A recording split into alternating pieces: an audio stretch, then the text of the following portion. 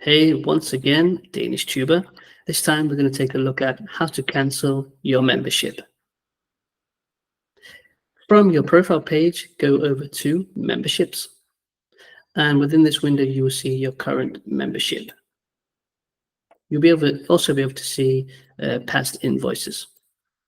Over here, there are three icons. If you need to update your bank details, you can click the first one, farthest to the left.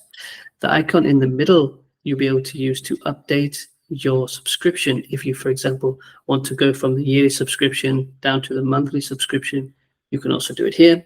And the X at the end here is how you can cancel your subscription. So simply click on the X and you'll be taken through to the next window where it will ask you to confirm. Are you sure you want to cancel your Essential DanishTube monthly membership?